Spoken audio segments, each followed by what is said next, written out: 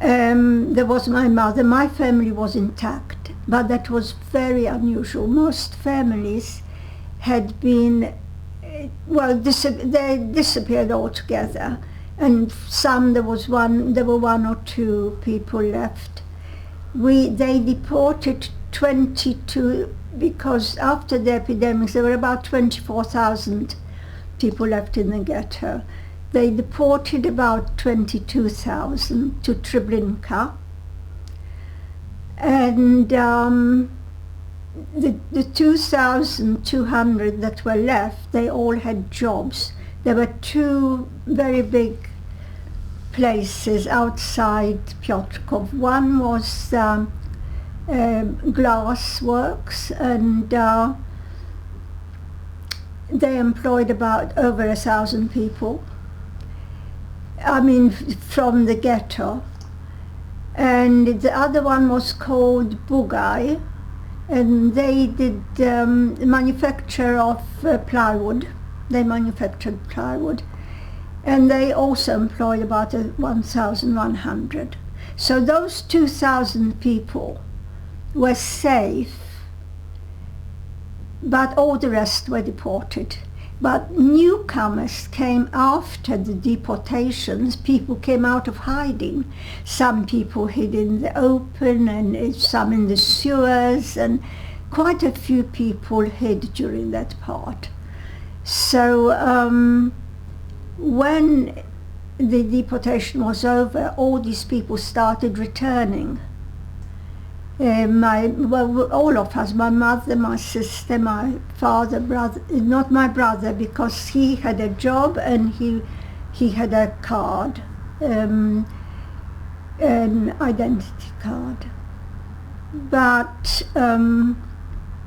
the Germans knew that people were coming back out of hiding, but they didn't say. They turned a blind eye, because when you went through the gate, all the workers coming and going, for different shifts, they would always check, look at papers, they would count. But at that time, they weren't doing anything like that, because they knew that people were returning, and they turned a blind eye.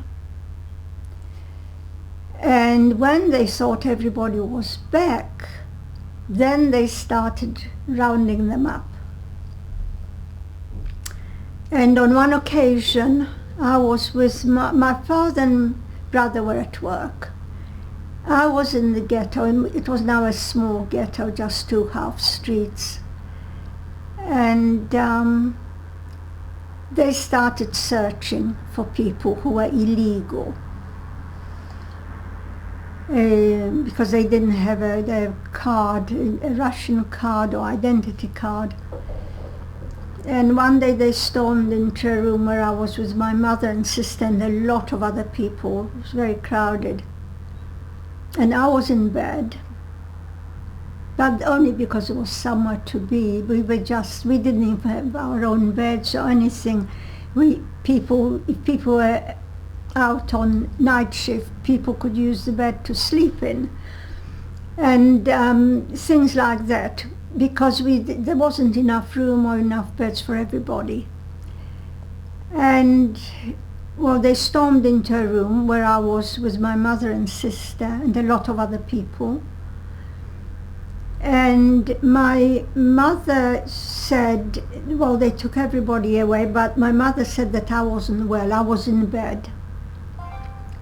And the Jewish policeman said, that's all right, she can stay behind, but they took everybody. And my mother said to me, just stay there and tell Father what happened when he gets back from work. And they returned, my brother, and I told them, and they took these people to the synagogue, which was now a very dilapidated, the main big beautiful synagogue was now very dilapidated, had been used as stables, and they were living there under terrible conditions. It had been bombed as well. And they were adding more and more people all the time. In fact, Rina was in that synagogue as well, so she told me. I didn't know that at the time, but she escaped. Did she tell you that? So you know, well, that was the same synagogue where my mother and sister were.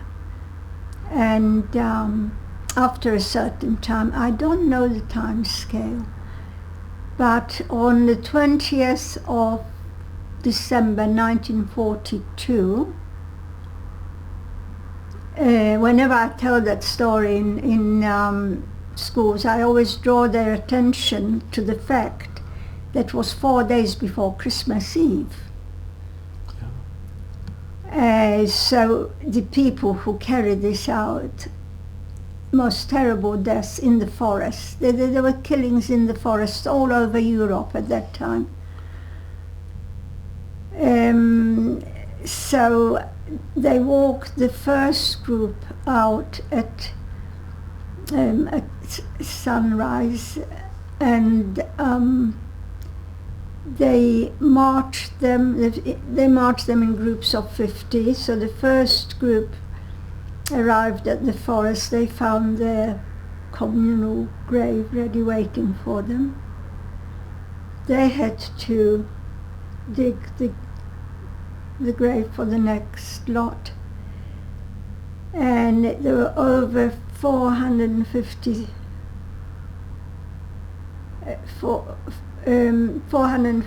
people killed in the forest. It's the most horrible death. I never describe what happened, but there are lots of books about it. So that's how I lost my mother and sister. Well, if you weren't lying in bed, and if you weren't ill, and if that Jewish policeman wouldn't have said stay in bed, you wouldn't be here today. No, I wouldn't. I was with my mother and sister. I wouldn't be here at all. But when did you know that your mother and your sister weren't coming back? As soon as they were killed, we heard about it, because all the news was coming through all the time, especially local news. There were witnesses. There were people standing watching. I mean, not Jewish people. The Christians. Some people escaped, and some. They're just most horrific stories about those forest killings. They were doing it at that time all over Europe, and the biggest one was in Kiev. In Babi Yar? Babi Yar, yeah. And when you found out, how did your father and your brother, it must have been devastating beyond belief. We're all devastated. But things like that were happening all the time. Sometimes individual killings, they would shoot someone. Sometimes they would arrest them and have some, invent some reason to kill them. I mean, we had no rights at all. They could do what they wanted with us. It was, when I look back, we somehow kept going because we were always hopeful that it would soon finish. But little did we know it was going to go on for over 5 years. And Marla, with food, how did you must have been so difficult. We weren't so badly off when we were still in our hometown, because my father had a lot of contacts outside, and he was able to smuggle in food and have it delivered. And in fact, there's one story, I don't usually tell it because I can't tell every detail, but on one occasion my father wanted to send me outside the ghetto, and people did smuggle out and come back, and my mother was very much against it. She was very upset. She didn't want me to go, but my father said, nothing will happen to her. I've got blue eyes, I had light hair, not a very bright blonde, but I was fair. and I never looked Jewish. So he said, this is not risking anything. Well, anyway, I went out, I smuggled out of the ghetto with a message to a farm that were going to deliver a lot of, I think, flour.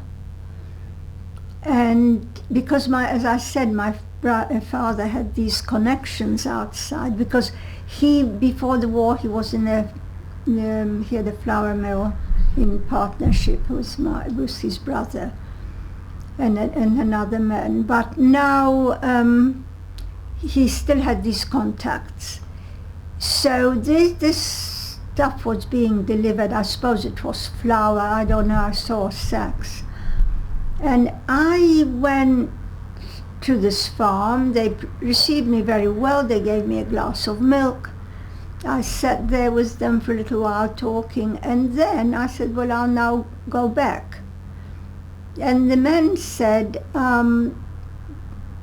we're going with the goods. We're delivering this afternoon. We'll give you a lift. Well, I went on the lift, but on the way we were stopped by 2 soldiers that were patrolling. And when we were stopped, I said, I don't know where I had that, that sense to sort of make a good excuse. I said that I don't know these men, I just got a lift from them. I was walking and they gave me a lift. And they said, that's all right, you can go. But they arrested them, they confiscated the goods, but at least they didn't lose their life over it or anything. But the stuff was confiscated. And it was probably flour or corn that was going to be milled, or I didn't know all the details. But that was one lucky escape, but I had many lucky escapes.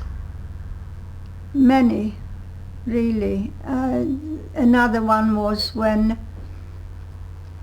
they liquidated the ghetto altogether, and there were just 2 places. I mentioned Bugaj and Hortensia, the glass works. And there were going to be 1,100 Jews working in each. And so they had, when they were about to transfer these people, because they were building barracks, they turned it into a sort of labor camp. Can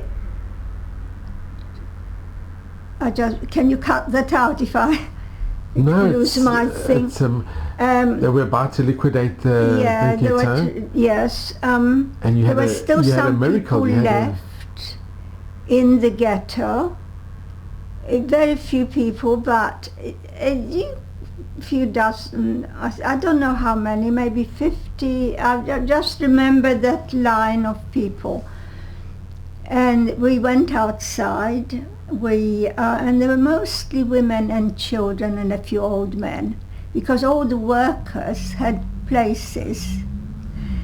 And we were standing in a column and were being deported, I don't know where to. I was towards the end of this column, and the lorries were arriving and taking people from the front, and the column was moving forward.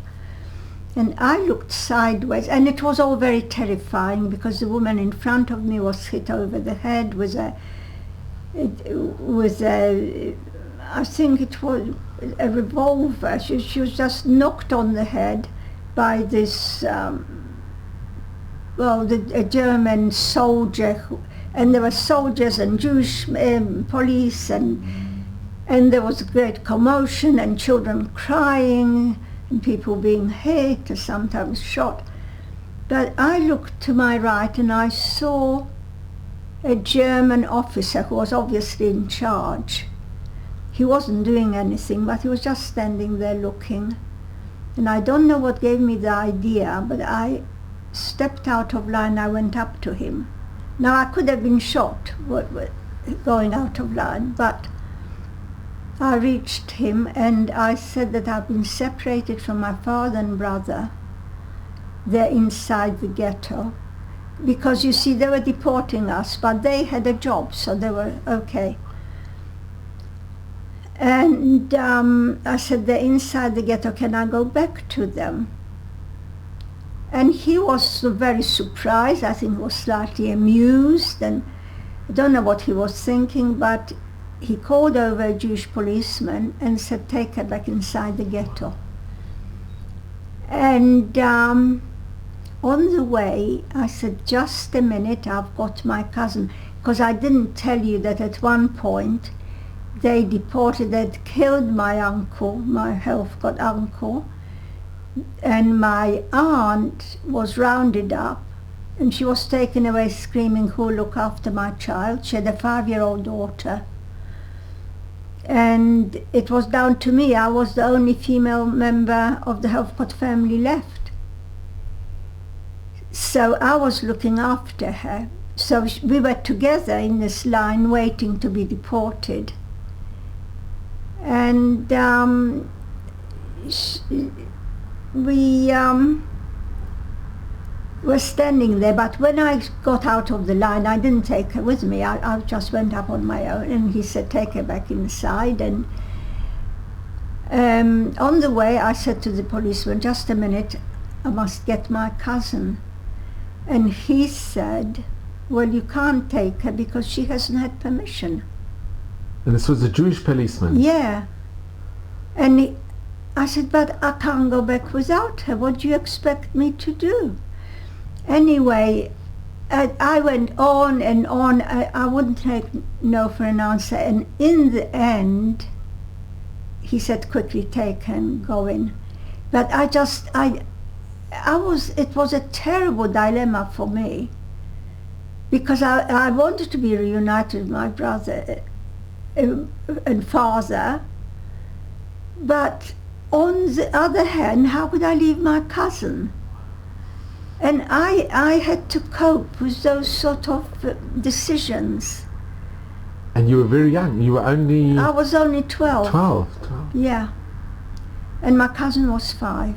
There was 7 years between us. And anyway, in the end, he let me take her back. So that was a real bit of luck, because I know what happened to the children, in that there is a memorial for them in the forest, where there's a memorial for the people who were killed. You know, the hundreds of people. There were only, I think, 36 children. It's there's a stone there for them, a memorial stone. So, well, it's incredible that you went to ask the German. Yeah. If you wouldn't have done that, you and your cousin wouldn't my cousin survived as well. Yeah.